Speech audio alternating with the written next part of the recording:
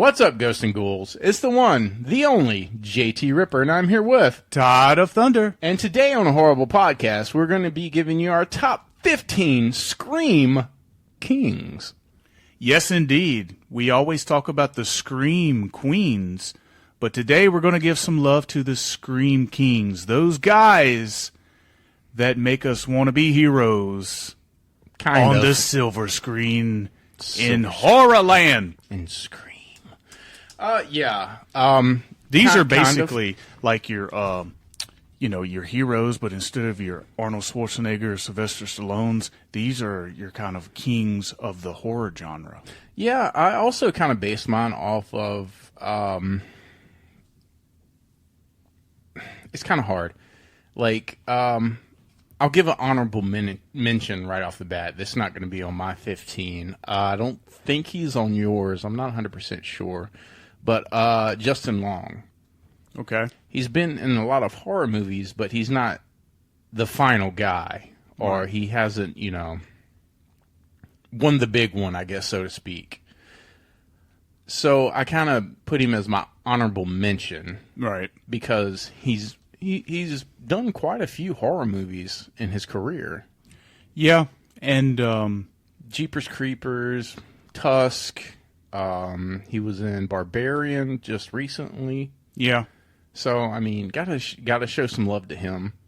Yeah, we gotta talk about Matthew Lillard, of course, in the Scream franchise. He was in the first one, of course, but he was very important in Scream. And he had a very big role in 13 Ghosts as well. Yep.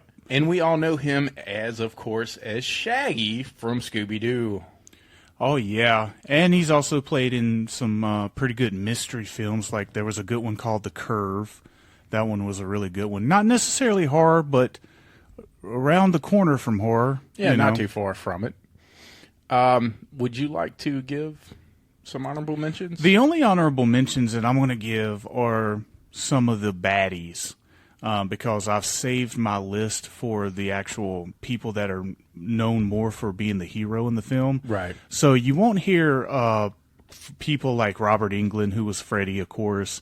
You won't hear Tony Todd, who is famously known for Candyman, Kane Hodder for Jason, Nick Castle for Michael Myers, and some of the older ones, like Boris Karloff and who else am I thinking of? Bela Lugosi. That's Bela Lugosi. Yeah, those are people that made their names more known for playing the bad guys rather than playing the heroes. Even Jack Nicholson, with his role in Wolf and The Shining, he was always the heel, so to speak. So those are not necessarily my honorable mentions, but I wanted to throw those names out there. I do want to name one that kind of teetered. We both talked about this in the car to Mad Monster, Anthony Hopkins. Yes, and yeah, we talked about that. He is most notable for, obviously, Hannibal Lecter. Yeah.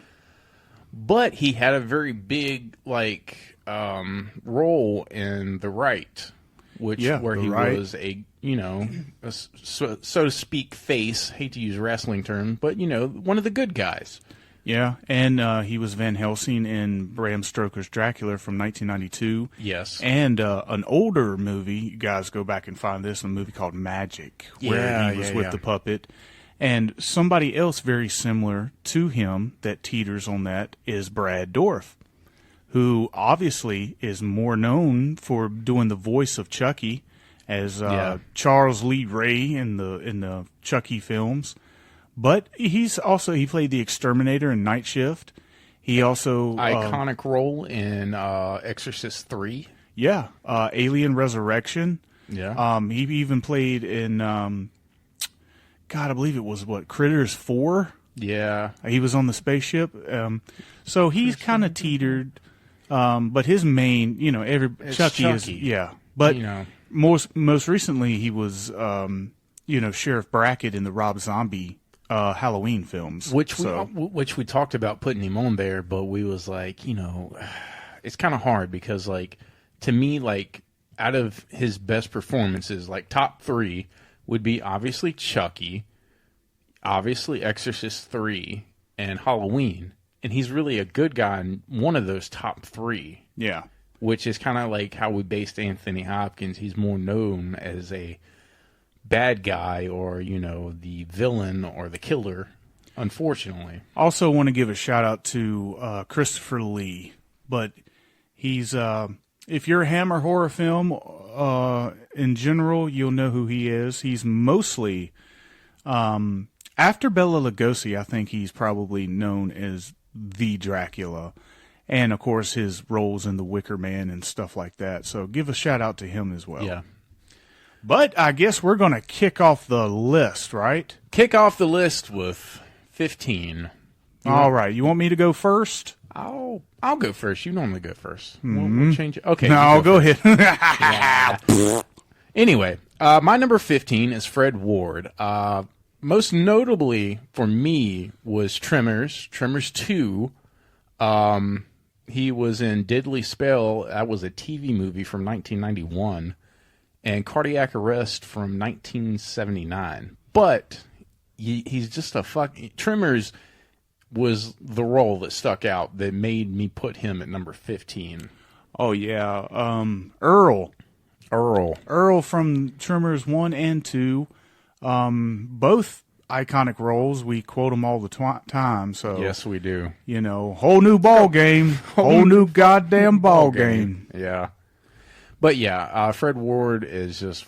he's, of course, been in other things other than horror movies. Some people might know him from other stuff, but that, to me, was enough to put him on at number 15. Yeah, definitely. He's cool. Well, my number 15 might surprise people because he's only been in one real big movie. But I believe, after I say who it is, you might agree with me that he needs some love. And that is Mark Patton from A Nightmare on Elm Street 2. I almost put him on my list. And the reason why I'm putting him on here is, yes, he's only known for Nightmare 2, but he has gotten a lot of shit over the years for that role. Yeah. Mostly from the anti-gay people, because he's gay in real life. Yeah. The character had very gay qualities to him or whatever. And unfortunately, it came out in a time period where none of that was accepted. Right. It doesn't matter. His performance in that movie was outstanding. He was every bit of what a final guy should be. He was vulnerable. He was scared in the film. He wasn't like this big macho, step aside, I'll fucking handle it. Yeah. You know what I mean? He was vulnerable. He was real. And he's very underrated, and he needs a shout out, and that's why I'm putting him at 15. I almost put him at my number 14, but just process of elimination. He was actually on one of my honorable mentions. I totally forgot to read him. But my number 14 is Josh Hartnett. You might know him from 30 Days of Night from 2007. The Faculty, I just actually watched the other day with Leanna from 1998, which you just met a big star from that movie. Which one? The Faculty. Oh! You mean that big star? Yeah, that big star. Yeah, just Robert Patrick. Yeah, nobody big. The T-1000. He was also in Halloween H2O from 98, which is up there with one of my favorite Halloween movies, Sasumi. And he was also in The Black Dahlia from 2006. Yep. But he's kind of... His strongest character, I believe, was in 30 Days of Night. And he was that, like... He's that guy that scared but has to be brave for other people. Yeah. And I love that character because I think a lot of guys can relate with that. Despite, the macho bullshit that, is put out in this world, a lot of us are, scared sometimes, but we can't show other people that we're scared in order to protect them. And I thought he was perfect in that role. And also in The Faculty, it just shows like his diversity of like how he was like that sleaze bag, but he had a good heart, and in the end he wound up, helping a fucking the school, from these fucking... He didn't shoot up the school, but he did sell drugs to your honor roll students. Yeah, he did. And of course, in Halloween 20, he was the son of Jamie Lee Curtis, and I thought he was great in that role. He played a good chicken shit heel, as you could almost say. Well, not chicken shit heel, but, scared, of course. That typical 2000-ish teenager. He was that guy. Yeah. So, well, before you go any further, my number 14 is Josh Hartnett as well. Oh, okay. And everything that you just mentioned, I won't go back over, but I will mention or just add to it. If you've never seen Penny Dreadful, the show that he played on, which was from 2014 to 2016, did not get a proper ending, by the way. Showtime. Looking at you, fuckers. But yeah, he was one of the main characters and main roles on that, and he was great on that. Good addition to that cast, and everything that you just mentioned. The Halloween H2O, the faculty. Especially the 30 Days a Night, I agree with you. His role in that stood out a little bit more because he kind of had to do the take charge type of deal. Yeah, and it was a goodie. So yeah, I agree with you. Number 13. Number 13. This one might be a little controversial for some people, but it's my list, and I'm sticking to it. And this is the guy that I thought was as cool as fuck back in the 90s, and that's Jeff Goldblum. Sweet. I mean, just to give you a rundown of some of the movies that he's been in, Transylvania 5000, Independence Day Resurgence from 2016, drawing a blank, Jurassic World, Fallen Kingdom, Jurassic Park Lost World, Independence Day, Invasion of the Body Snatchers, The Fly. I mean, yeah, the OG Jurassic Park. A